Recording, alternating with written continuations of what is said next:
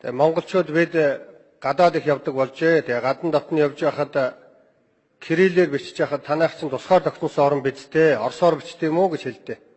За санаа зовдсон шүү. Тэгээд яг вэ кирилл үсгэнд би бас ач сандаг. Би 10 жилийн боловсрол эзэмссэн, тэр үгээр одоо ихтэй сургуулийн боловсрол эзэмссэн баярлдаг. Гэхдээ кириллээр бол бид нэг 70 жилийнхаа түүхийг уншдаг, 70 жилийнхаа ололт амжилтыг л уншдаг. Харин уйгуржин одоо үндэсний сонгодог монгол бичгээрээ бол бид 100 жилийн мянган жилийнхаа үүх түүхийг судалдаг. Ойд төрсөн сармагчин шиг гэж хамгийн их доромжилдог үг чинь сармагчин хүнээс ялгаатай нь аав ээжээс юу сурдаггүй. Өвөг дээдсгээс юу сурдаггүй.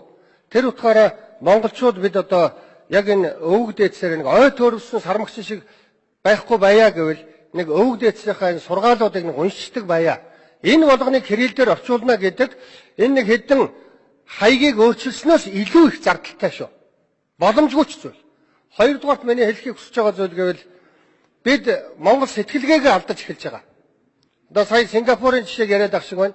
Англи хэлийг бараг л үндэсний хэлээ болгосноос болж өнөөдөр тэр үндэстэн мөхөж байгаа гэсэн тийм зарим нийтлүүд гарсан байлээ. Өөрийн гэсэн тэр нэг үндэсний ололт амжилт өөрийн тэр онцлогуудаа гээгдүүлсэн. Тэр хүмүүсийн дархлаа устгасан. Ийм зүйлүүдийг ярьж байна лээ. Израиль орон 500 жилийн дараа тарцсан бутарсан байжгаад буцаад нийлсэн Хибрүү гэдэг хэлээ тэр хаднаасаа янз бүрийн бичээсээс олж аваад бичгээ сэргээсэн. Гэн чинь бид бүр бичгэн бай. Соёл нь бай. Энийг үл ошоогоод кирилл дургүй хүн байхгүй. Ядаж монголоо хүндлэе л гэдэг байгаа шүү. Монгол сэтгэлгээгээ авч үлдээ.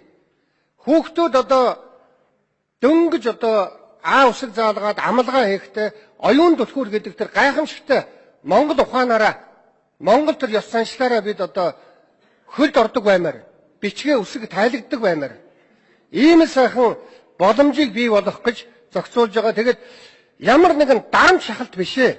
Төр гэж байгаа юм бол төрийн зохицуулт гэж байна. Төрөөс зохицуулах юм гэж байдаг. 3 сая тал бэлчиж байгаа нэг хүн биш шүү дээ бид чинь. Төр байгаа юм бол зохицуулт хий.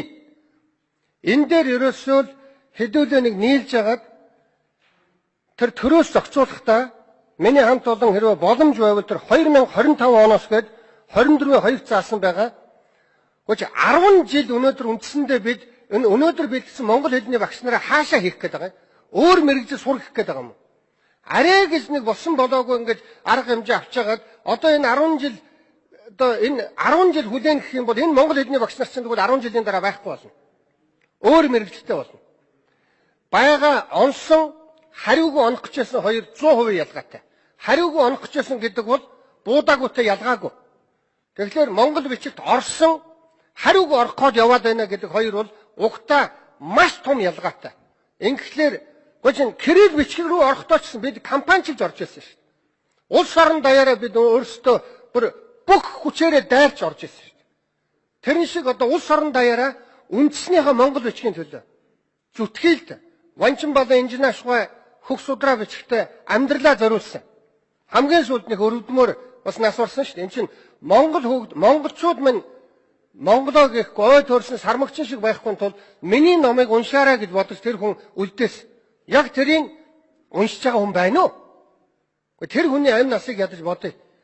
Гайхалтай юм байгаа юм да. Гайхалтай. Би өөрөө монгол бичгийн хүндэлж шүтэж явдаг хүн. Тэгээд гişүүд маань нэг энэ парламентын нэг томоохон ажил нь энэ 2025-ыг нэг 2020 он болгоод өгөөч.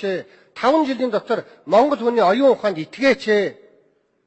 Юуных нь одоо кириллтэй хайртай болчиход байна да. Кириллээс ямар урав гэж байгаа биш. Баярлалаа та бүхэнд.